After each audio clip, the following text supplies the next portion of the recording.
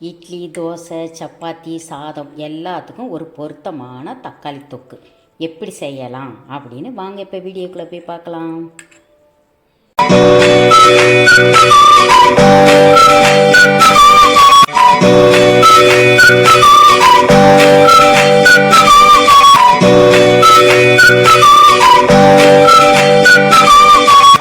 Welcome to Salem Sundari channel. இன்றைக்கி நம்ம தக்காளி தொக்கு பண்ண போகிறோம். அதுக்கு 1 கிலோ தக்காளி, அதை 4ஆக கட் பண்ணி போட்டிருக்கேன். அதுக்கு தேவையான அளவு கல்லுப்பு, 1 டேபிள் ஸ்பூன் அளவு கல்லுப்பு போட்டு இது நல்லா வேகட்டும்.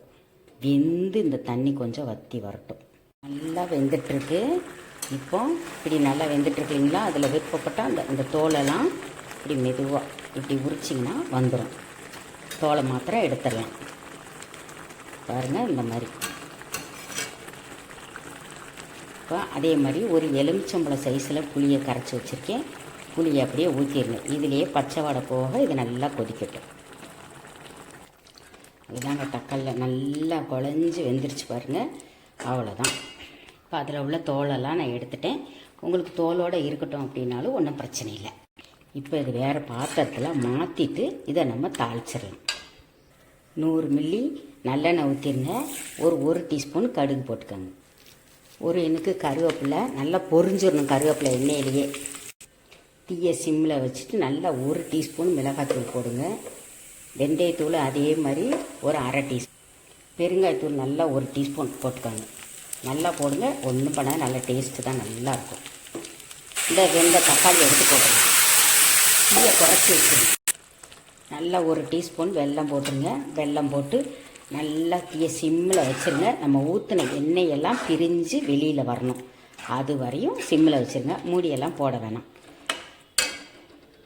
அவ்வளோதாங்க, நம்ம ஊற்றின எண்ணெயெல்லாம் பிரிஞ்சு வந்துருச்சு. தக்காளி தொக்கு ரெடி ஆயிடுச்சு பாருங்கள். 1 கிலோவுக்கு 200 மில்லி எண்ணெய் ஊற்றினேன். நல்லெண்ணெய் தான் ஊற்றணும். ஊறுகாயாக இருந்தாலும் சரி, தொக்காக இருந்தாலும் சரி, நல்லெண்ணெய் தான் ஊற்றணும். அப்போ தான் எந்த ஒரு பொருளுமே கெட்டு போகாமல் இருக்கும்.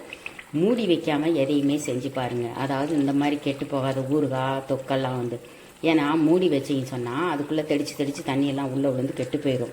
இப்போ சிம்மில் வச்சுட்டிங்கன்னா ஒன்றும் ஸ்டவ்வெல்லாம் சுற்றியெல்லாம் தெடிக்காது, உள்ளுக்குள்ளேயே தான் கொதிக்கும். இப்போ பாருங்கள் எந்த அளவுக்கு ஆயிடுச்சுன்னு. சூப்பராக இருக்குது. இதுவும் இட்லி, தோசை, சாதம் எல்லாத்துக்குமே ரொம்ப பொருத்தமாக இருக்கும்.